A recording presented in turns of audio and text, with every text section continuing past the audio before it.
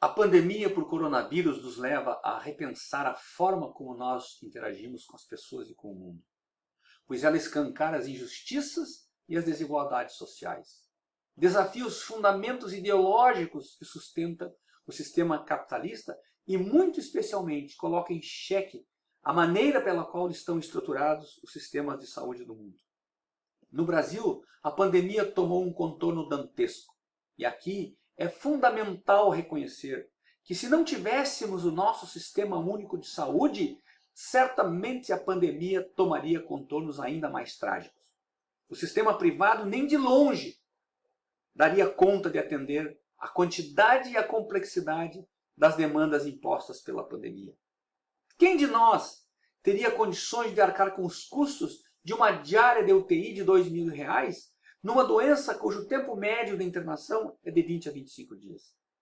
Portanto, refletir sobre essa pandemia tem a mesma importância que discutir como a nação brasileira vai se comportar daqui para frente, não só em relação ao seu sistema público de saúde, mas muito especialmente com suas escolhas no campo da política. No futuro, nos orgulharemos de um sistema público e de qualidade que ajudamos a construir? Ou choraremos nossos mortos em decorrência das atrocidades praticadas por um sistema privado que terá crescido devido à nossa omissão em defender o SUS? Meu nome é Plínio Silveira, sou pediatra e médico de família da Secretaria Municipal de Saúde de Itajaí, professor do curso de Medicina, mestre em Gestão de Políticas Públicas, atuo também como conselheiro do Conselho Municipal de Saúde de Itajaí, instituição da qual fui presidente no período de 2012 a 2019. E qual o papel do médico neste momento de pandemia? De onde eu falo? Para quem falo? Falo aqui para a comunidade em geral, mas especialmente para futuros profissionais de saúde, que devem ter um profundo compromisso ético com seu trabalho, e este baseado na ética universal, que incorpora o verdadeiro sentido da produção do cuidado em saúde, da solidariedade, entendida a solidariedade aqui como a percepção de que eu não posso me sentir bem se os demais seres humanos não estiverem se sentindo bem. O princípio da beneficência, que vem acompanhado do princípio da não maleficência. Não há outro caminho para lidar com a pandemia senão sermos guiados pela ciência. Tem sido assim, especialmente nos últimos 150 anos.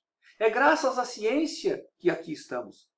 Foi a ciência que nos proporcionou ao longo da história as conquistas que hoje temos e que nos levaram, por exemplo, aos avanços da medicina, da engenharia e da eletrônica, e que nos permitem conversar em tempo real com pessoas do outro lado do mundo, que nos permite o tratamento de doenças antes incuráveis, o transplante de órgãos ou até mesmo as viagens espaciais.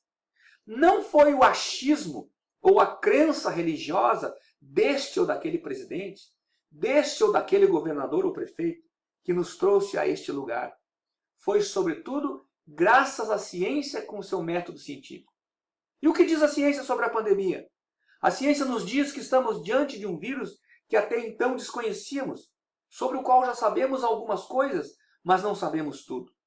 A ciência nos diz que esse vírus se propaga rápida e facilmente através do contágio direto entre as pessoas e indireto através de objetos contaminados, que é mortal para uma parcela da população, pois desencadeia inúmeras manifestações clínicas, algumas bem conhecidas, outras ainda sem respostas.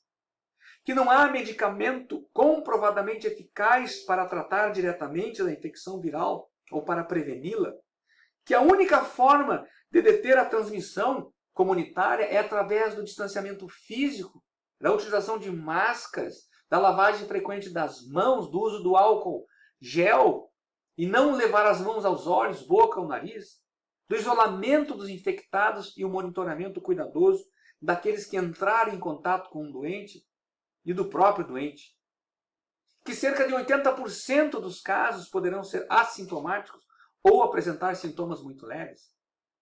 Que os sistemas de saúde esgotam rapidamente suas condições estruturais e funcionais para atender um grande volume de doentes.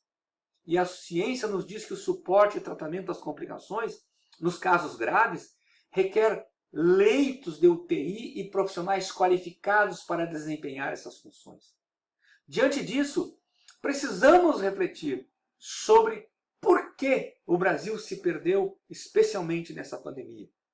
Talvez, se tivéssemos tido o discernimento e a responsabilidade de escolher governantes que respondessem com seriedade às expectativas do povo brasileiro, nós não fôssemos esse fracasso.